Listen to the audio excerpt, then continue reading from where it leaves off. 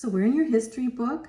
We're in the last chapter, chapter 30, and we're going into the Obama administration. And we got halfway through. This is part 2 and what was going on. Of course, Obama was president for 8 years. And so we're going to go up to 2016, the 2016 election, and the election of Donald Trump. But we're going to finish up what was going on during those 8 years of Obama administration. We already went through half, so we got to the point of government scandals, and we're going to go over the Snowden case. And when we look at the Snowden case, there's lots of controversy there, and we think, was he right, or was he wrong to do this, or what exactly was he a whistleblower to the government? So let's get into this and tell a little bit more about Edward Snowden and the Snowden scandal. And what it is a surveillance scandal, which basically saying, does the government have a right to surveillance of us? Does the government have a right to spy on people? Is what the deal is. Can the government come in and use your phone to spy on you, or can the government come in and just decide that they want to know more about you in some way and put up a camera or something? What can the government do? So Edward Snowden, he was born in 1983 to 2013, and he was a contractor for the National Security Agency, NSA, and this leaked over 1 million files detailing the surveillance program of the United States and her allies. Americans were shocked to learn that the NSA had obtained secret court orders allowing the agency to collect millions of Americans' phone records. So they come in and take your phone records. Another NSA program collected communications on the internet between foreigners and several Americans. And more information about intelligence was revealed from both the Bush and the Obama administrations. Some people hailed Snowden, who fled to Russia to avoid a trial, as a hero for free speech and the right to privacy. Others condemned him as a traitor, but all had concerns over the government surveillance powers. The surveillance scandal damaged the war on terror and Americans' foreign relations because it exposed Americans' surveillance of both suspected terrorists and allied nation officials. They were saying, how far does this surveillance go? Is this going just towards those that are, that you think have to do with scandals in terrorism? Or how far can the government surveillance be? So there's lots of controversy. So basically, when you think of Snowden, you think he's as a whistleblower to the government, showing that a lot of our records, our phone records, not only our phone records, but even now, our bank records, they go get into our bank records to see where we've been and what we've done and on. And even to the point of, they basically surveilling by cell phone, right? And a lot of people do this in the midst of, advertisements and stuff. So anyway, this was a big case about surveillance. Just know that. Snowden and the surveillance scandal. I don't know how he died in 2013. I didn't know that. He's pretty young, huh? The veteran scandal. This is another scandal going on. The surveillance scandal damaged the war on terror, because they thought, okay, now we got to be careful, some surveillance is needed. And Americans' foreign relations, because it exposed America's surveillance of both suspected terrorists and allied nations officials. So now talking about surveillance, but now we're getting into another scandal, the veteran scandal. So the Obama administration credibility suffered under a setback in April of 2014 when corruption was discovered where? In the Department of Veteran Affairs, for the veterans of the military. So the veterans were supposed to wait no more than 14 days for VA hospital appointments. But some of them were waiting much longer, And the Veteran Association workers were falsifying the records, saying they didn't wait that long. So we have some lying and cheating going on. VA scandal revealed that 35 veterans had died while on the waiting list in Phoenix, Arizona. So they were on the waiting list to get into the VA hospital to get treatment in the hospital, right? And they had died. They had waited so long. So an audit revealed that the VA determined that over 120,000 veterans had either waited too long or never received any care at all. The Secretary of the Veteran Affairs resigned in May of 2014, thinking, okay, I gotta get out of here, right? And then President Obama signed a law in August to reform the VA. So the Veterans Administration was a mess. The veterans were not getting care at all, some of them, and many waiting way too long, not just the 14 days. So basically, the Veterans Administration needed to be reformed. Foreign policy. Okay, now we're going to talk about foreign policy with Obama. So at the beginning of his administration, President Obama had been awarded the Nobel Peace Prize, being one of only 3 presidents to get the Nobel Peace Prize. Here's a picture of the Nobel Peace Prize. There was a great hope that he would improve American relations abroad and create peaceful relations among nations and peoples. Aiding him in his foreign policy was his former opponent, Secretary of State Hillary Clinton. So Hillary Clinton was the Secretary of State during this time. So President Obama aimed to deal with Islamic terrorism and foreign policy with diplomacy and appeasement. So basically going in and speaking with them, diplomacy and appeasement is to appease, them in the midst of terrorism. So especially with Islamic nations. He announced a fixed timetable for troops in Iraq, declaring a new beginning with Middle East Muslims. He said, okay, we're going to have good relations with the Middle East Muslims. We're going to deal with those troops in Iraq. So good intentions. He made proposal to Vladimir Putin in 1952 in Russia, with Clinton declaring a reset of the Russian-American relations. So basically, Hillary Clinton and Obama going in with Putin, trying to deal with Putin and trying to get a reset into relations with him. When Russia invaded her neighbors, the Obama administration enacted only economic sanctions, though. So now we're going into another area of Russia, now even with dealing with the Russia and Ukraine even now. But in 2009 and 2014, the president showed his dedication to global diplomacy when he chaired the meeting of the United Nations Security Council, the first president to do so. So basically, the United States was looking into globalism as being the United Nations Security Council and such being the head of that. So we have Obama going into the UN and actually being the first president to be the chairman of the Security Council, as he was. So I'm not very fond of the UN, especially these days, and especially giving up our sovereignty as a nation to what they tell us to do is, to me, not the best, especially because in the UN, each nation gets one vote, even if you are a tiny, tiny nation. And of course, we are a huge nation. And then, of course, a lot of different nations coming in with the foundation of non-Christianity. Not only that, a lot of them with foundations of communism and such. So the UN is not my favorite. But anyway, going from that point, we have Obama and Hillary Clinton, very much globalists, trying to get us involved in doing this foreign policy through the United Nations.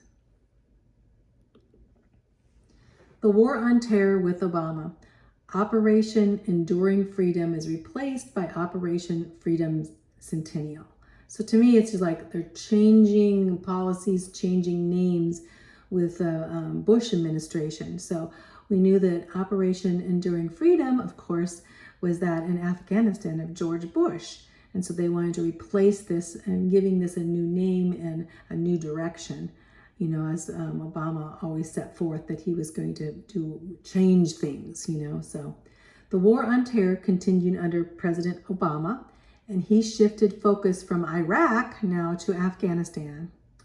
So he followed up on Bush's goal of withdrawing troops from Iraq by 2011. However, by the end of 2009, Obama announced that 30,000 more troops would be sent to Afghanistan now, saying that he wanted to bring this war to a successful conclusion. So in 2014 to 2015, Operation Enduring Freedom was gradually replaced by NATO's Operation Resolute Support and the United States Operation Freedom Centennial to aid the Afghan government in taking control of its national security. So here we have, Obama changing from what we were doing in Iraq now to changing over now, bringing more troops into Afghanistan. And so changing the name, and again, now was gradually replaced by NATO. So basically now globalism again, to taking the United States, directly into NATO, which I'm not saying is totally wrong. And of course, you need to get together with some of these other nations that are involved in this project. And I'm not saying NATO is a bad organization, but basically in this whole thing is to get them involved in what was going on in Afghanistan. And needlessly say, that was, it's very important they do so. So as for the Afghan government, was a center of major terrorism, in the world. So the Islamic State of Iraq and Syria. Okay, so now we're going to go to Syria. This kind of gets me because I was in Australia. I was going to the airport, a taxi driver, and he was so upset because he was from Syria, and his family were Christians stuck in Syria. At this time, Syria was a mess. So he was trying to get his family, his couple little girls, and his wife out of there. And so I prayed with them. So Syria, when you think of Iraq and Syria, what was going on, we think now Syria would become devastated by terrorism.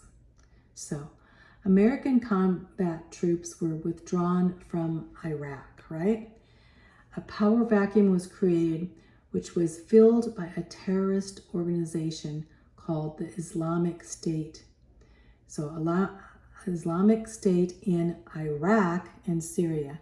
Looked like a big name, Islamic State in Iraq and Syria. You know what we know this by? ISIS. Have you heard of the word ISIS? ISIS terrorism? Islamic State in Iraq and Syria. ISIS were horrific terrorists. So Obama had underestimated the power of ISIS, referring it to as the JV team, in relation to Al-Qaeda, saying they're nothing compared to Al-Qaeda. But the president did increase the number of troops sent to Iraq in 2016 to deal with ISIS. Operation Inherent Resolve, his campaign was against ISIS. So Obama halted the withdrawal of troops from Afghanistan, stating that the United States forces were still needed to counter a resurgence of Taliban. So here we look at Obama, and he's looking at, we're interested in Taliban. At this time, Osama bin Laden was still alive. So he says we're interested in Taliban. ISIS is no big deal, but it came to be that ISIS was a huge deal as they went in, and even in Syria, destroying, towns and people, and so many refugees came out of Syria. It was ridiculous people fleeing out of Syria. Damascus, parts of Damascus, one of the most beautiful cities in the, in the world, oldest cities we know, even mentioned in the Bible. Damascus was almost totally taken down, parts. And you look at Damascus, I think this is a picture, it's just totally devastated, on what was going on in Syria. it was very confusing because we have ISIS, then we have, are they being supplied by Iran? Is Syria coming? What is going on in Syria? And now we know, even in the Bible, it talks about Damascus being destroyed. So it's a prophecy, actually. And it's very horrific. And we see here where ISIS is, we see Aleppo, terrible problem in Aleppo in Syria, and on into, Iraq. And you see this whole area of ISIS advantages here going on. So ISIS, a big problem. A friend of mine, they went in, there's so many refugees were in Lebanon, which is right next to, on the other side, here's where Lebanon is here. So a lot of them ran into Lebanon. So there were so many refugees there. So Face of Harvest, who's bringing the gospel and bringing food and everything to Islamic people, to Muslims, and went into Lebanon to the refugee camp. She went there.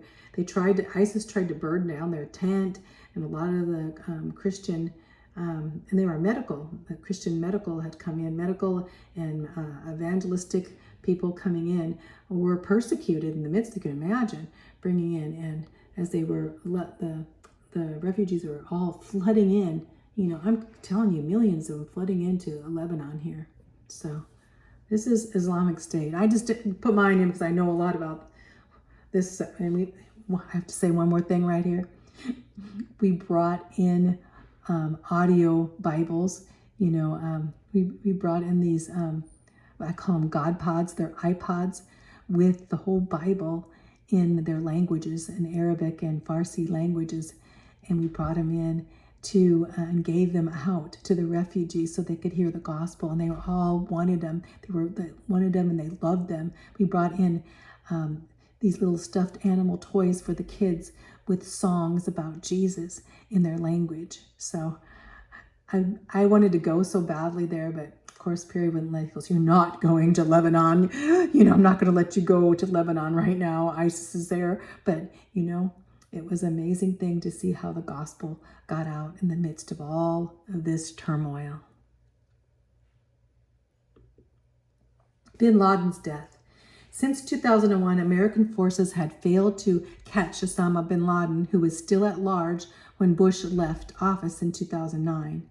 American intelligence actually found him then, bin Laden, in Pakistan, of all places, in 2011, and President Obama authorized to have him killed. And so Obama was dead. So President Obama, bin Laden was dead. Bin Laden. So on May 2011, United States Navy SEAL team of 6 raided the compound and killed Osama bin Laden, almost 10 years after 9/11. So bin Laden now is killed, vengeance at last. So here we have pictures, New York Post here, posting that on bin Laden's death. So President Obama basically saying, we finally got rid of Osama bin Laden, who orchestrated the 9/11 attacks.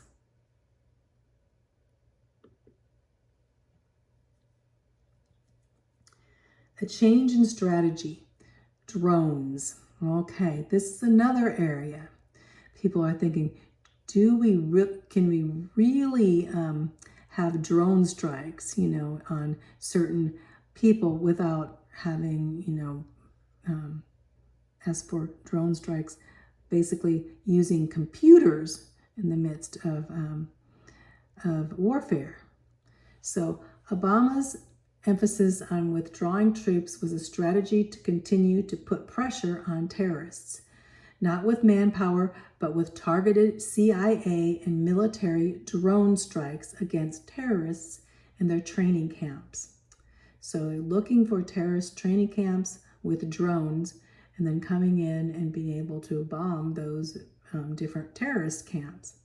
So drone strikes were used under President Bush too, but now more under Obama.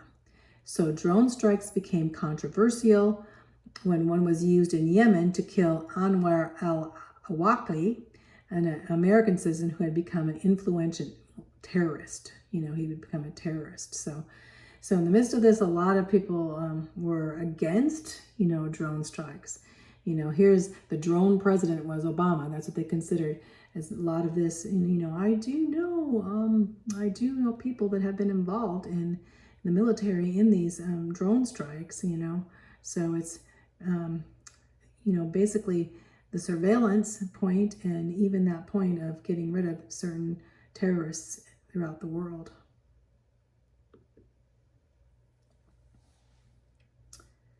Israel. The relations between Obama administration and Israel became strained. Personality and policy clashes between Obama and Israeli Prime Minister Benjamin Netanyahu, born in 1949, undermined the relation between the two allies. So basically they didn't get along too well. So after the Six-Day War, Israel had begun construction of settlements in East Jerusalem and the West Bank, the area that many Israelis still refer to by biblical names of Judea and Samaria. Obama continued to pressure Israel to stop the building and claiming that they were illegal and a hindrance to the peace processes, saying, okay, Israel, you need to stop building in these areas. So Israel responded by saying that this area had been attacked by Palestinians even before the settlements were there. So after 9 months, Palestinian authorities still refused to negotiate too. So each time that the Israeli government announced new building, Obama denounced them. So in the midst of this, we have, again, in Israel, the conflict between Palestinians and Israel, the Jews in Israel. And so Obama coming in, first of all, he doesn't get along with Netanyahu. He favors the Palestinians, he's trying to negotiate, but he's not getting anywhere. Let's just say that. So the Israelis refusing in that point, realizing that he was pro-Palestinian and giving that point of Israel, saying that they can't build in these areas or that certain areas they need to give over to Palestine. So we have conflicts in Israel, especially with President Obama at this time. Iran. So Obama made proposals to Iran that the United States would be willing to accept a deal regarding economic sanctions. The Obama administration became involved in secret negotiations with Iran. So in 2013, the United States and 5 nations signed a deal to reduce and delay Iran's nuclear program in exchange for lifting of economic sanctions against Iran. So the Joint Comprehensive Plan of Action, better known as the Iran Nuclear Deal, was finalized on July 14, 2015. Congressional Republicans in Israel strongly denounced the deal. They said that the deal merely paused Iran's nuclear weapons research and that Iran could not be trusted to fulfill the deal. So Iran's nuclear research was not a treaty, so this allowed Obama to enforce it on his own authority without the ratification of the Senate. So we see here Obama is really into this Iran nuclear agreement, basically saying we're going to lift any sanctions we have towards Iran, Iran being a terrorist nation in itself at this time, at least the government holding forth such a hold and persecution of Christians in Iran, horribly persecuting Christians, and the things that they were doing against, any, as for social problems, you can say magnificent, or I should say horrific social problems, in Iran. And so basically we see this Joint Comprehensive Plan of Action by Obama saying that, if you pause your nuclear weapons, we'll give you sanctions. And basically we know later on, even today, that a lot of money was sent to Iran for their nuclear reactors. Now they're saying the nuclear reactor, oh, we're just, we just need energy, so we need to get our nuclear reactors acting. Well, do they need energy or do they need weapons? Which do you think? So in the midst of all this, here we see President Obama here with the Iranians. We see trying to deal with the Iranian and bring, in his art and eyes, probably to bring peace, but in the way it was getting very, very controversial, in the nuclear weapons deal.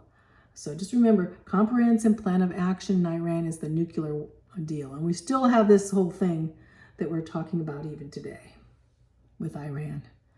And we have to say Iran are arch enemies of Israel. So if they are going to have nuclear weapons, they know that Israel has nuclear weapons. So will this escalate into Iranian war against Israel? Cuba. President Obama desired to improve relations with communist Cuba, believing human rights would be improved by détente, so having a détente with Cuba. 2014, Obama announced that diplomatic relations would be reestablished with Cuba, asking Congress to lift the embargo to Cuba. So Congress did not lift the embargo, but Obama began the process of normalizing relations. So in 2015, diplomatic relations were reestablished and normal air travel began to Cuba in 2016. Obama began the first sitting president to visit Cuba since President Coolidge in 1928, a long time ago. So here we have pictures with Obama dealing with Cuba. The whole deal, even with Cuba, is, the communist regime in Cuba was still there, and there was still a lot of human rights would be taken away in Cuba. Same with Iran, as Obama comes in wanting to have détente, wanting to have good relationships anyway, despite their government conditions and their atrocities and human rights that were being done in Cuba. Same deal as with Iran, actually, so. But the thing about Obama, he went around Congress. Same thing he did with Iran, is he went around Congress to try to get some loopholes to do it anyway. So the Arab Spring in Egypt. You think of Arab Spring, you think, oh, Arab Spring, this is a good thing. In many ways, it probably was. But it turns out, we'll see, what they reap, what they sow with the Arab Spring. Let's find out. So in 2010, a series of protests and uprising in Muslim countries against their dictators captured the world's attention, became known as Arab Spring with these Arab countries. So basically, they're uprising against their dictators. So Obama encouraged the Arab Spring, condemning these dictators, hoping for democratic governments to replace them. But few became stable democracies, and nearly all remained hostile to the United States. So even though, they had the Arab Spring and they were overtaking their dictators, they actually became hostile to the United States, and then rarely any of them became any type of democracies. The Arab Spring led to the resignation of Egyptian President Hosni Mubarak, and the suspension of the Egyptian constitution. So we're focusing on Egypt as the first Arab Spring. So Mohamed Morsi, the Muslim Brotherhood candidate in Egypt, had won the election. And because Morsi had been elected, President Obama favored his government in spite of the Muslim Brotherhood's ties to Islamic terrorism. So Morsi then quickly became very unpopular, leading the Egyptian military to remove him and changing the government again and placing another dictator, Marshal Abdel Fattah al-Sisi, in office. Here's a picture of him down here. Obama condemned the overthrow of Morsi and the acts of Sisi, even though he opposed Islamic terrorism. So here we have things going in Islamic countries of Egypt here, and we have the so-called Arab Spring, and we have the Mohammed Morsi Muslim Brotherhood taking over, and then the government, the military taking over, and all these things going on in Egypt. Despite this good idea of Arab Spring, it wasn't happening, even though Obama did stand behind, the Muslim Brotherhood. Arab Spring in Syria. So in 2011, the United States, France, and United Kingdom called on the dictator Syrian president Bashar al-Assad to step down.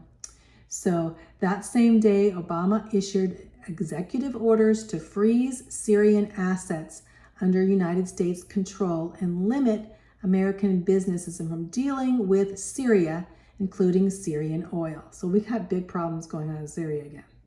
And we thought, okay, if we overthrow this dictator, al-Assad, you tell him to step down, When a civil war began between Assad and his opposition, the world became concerned that he might turn to the use of chemical weapons to suppress his enemies. So President Obama said this would constitute a red line that the United States would not allow Assad to cross. Basically saying, okay, Assad, if you go into chemical weapons, if we detect any chemical weapons, this is a red line that you do not want to cross because we will get involved. So a threat to Assad in Syria. The United States began to send aid to anti-Assad factions. So Obama said, okay, we'll send aid to these anti-Assad that are going to overthrow you. So-called, they're freedom fighters, but they weren't freedom fighters, basically giving support to those that were fighting against you. So in spite of Obama's red line, Syria used chemical weapons in Damascus. We're going back to Damascus. Remember I talked to you about Damascus. And so Obama only took limited actions, which critics said was insignificant and would hurt the respect of both the president and the United States. So what happened here? So basically, in overthrowing Assad as the dictator, he thought things would go well. But as he was giving aid to those anti-Assad, he was giving aid to a lot of those that were involved in terrorism, ISIS even. So we have two wrongs don't make a right. So you're going to get rid of Assad, but you're giving military support to others that basically are turning into even worse than Assad. So, but that chemical weapon, he said, we will not let you cross that red line. Well, guess what? They crossed the red line and we didn't do much, did we? Arab Spring in the Libyan government, Benghazi scandal. So we hear about this a lot because Secretary of State was Hillary Clinton and she was involved in this deal with the Benghazi. And so even when she was running for president, everyone looked and said, oh yeah, she didn't do very well in this with the Benghazi scandal. So United States began to remove support from Libyan dictator Muammar al-Gaddafi after he ruthlessly put down a rebellion. So here we have a dictator and he's ruthlessly putting down, and the Arabs are rising up trying to get rid of Gaddafi at this time.